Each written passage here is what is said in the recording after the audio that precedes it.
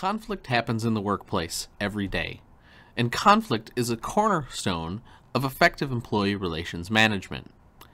When you are in disagreement with others, conflict, you can decide to ignore or resolve your differences. Dealing with your emotions and transacting with people on an appropriate level, assertively standing up for your rights, and resolving your conflicts without hurting human relations will improve your effectiveness in organizations and your professional life. Passive behavior is an avoidance of behavior or an accommodation of the other party's wishes without standing up for one's own rights. It involves self-denial and sacrifice. Passive people tend to deny the very importance of things. They rationalize things by saying, "It doesn't matter to me." When people know someone is passive, they tend to take advantage of the person. They make unreasonable requests, knowing that the person cannot say no.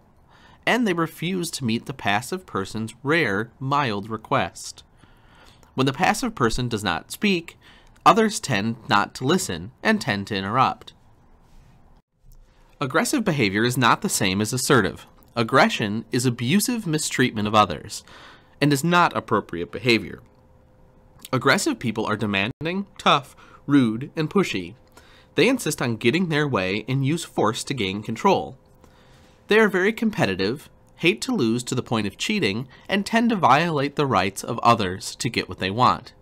When faced with aggressive behavior, the other party often retaliates with aggressive behavior, or fights back, or withdraws and gives in.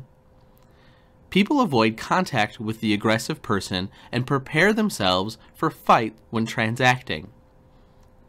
Abusive supervisors' behavior results in the annual loss of an estimated $23.8 billion in increased healthcare costs, workplace withdrawal, and lost productivity.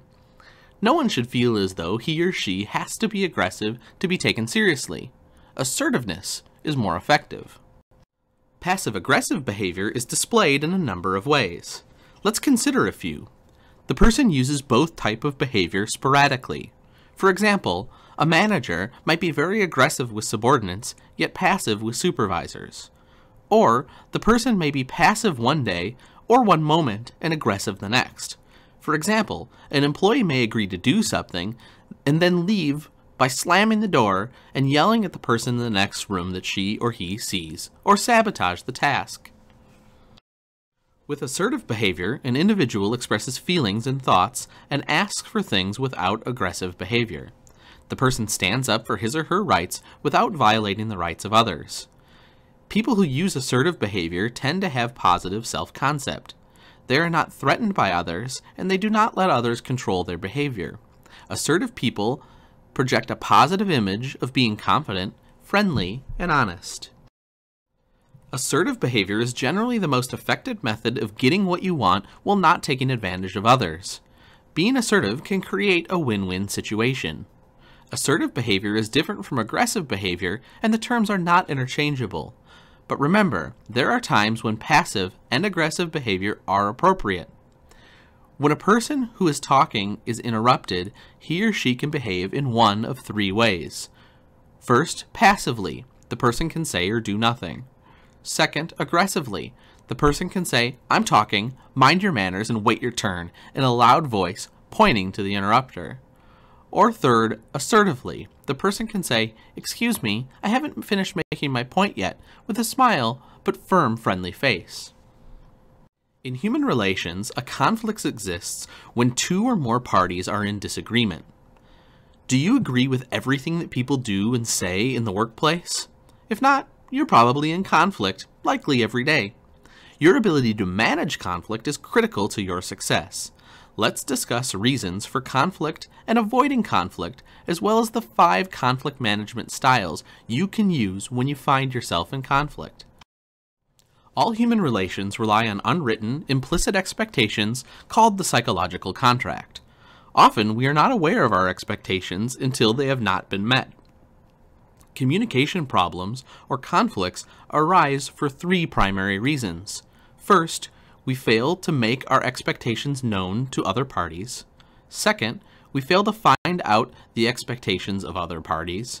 And third, we assume that other parties have the same expectations that we have.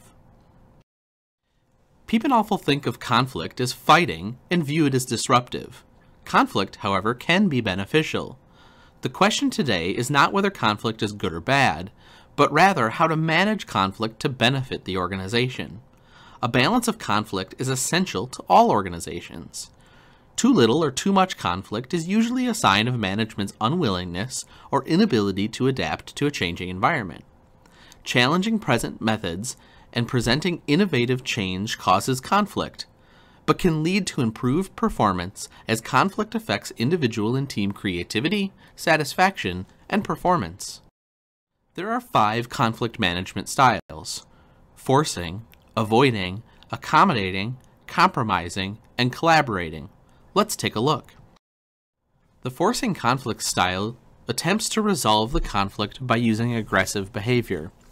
The forcing approach uses an unproductive, autocratic attempt to satisfy one's own needs at the expense of others. A win-lose situation is created. Forcers use authority, threaten, intimidate, and call for majority rule when they know they will win. For example, a manager tells an employee, "If you don't do it now, you're fired." The avoiding conflict style user attempts to passively ignore the conflict rather than resolve it.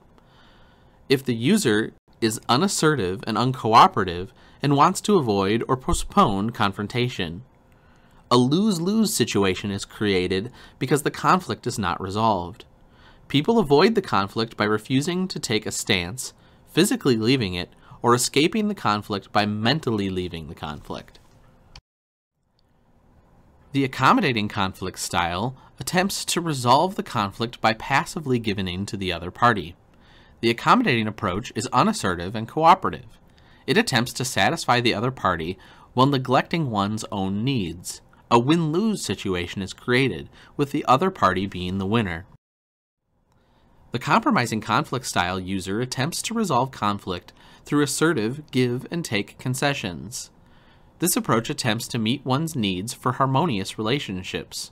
An I win, part I lose situation is created through compromise, making the compromising style intermediate in assertiveness and cooperation. It's used in negotiations. The collaborating conflict style assertively attempts to resolve the conflict with the best solution agreeable to all parties. It's also called the problem-solving style. The collaborating approach is assertive and cooperative. The collaborator attempts to fully address the concerns of all. The focus is on finding the best solution to the problem that's satisfactory to all parties.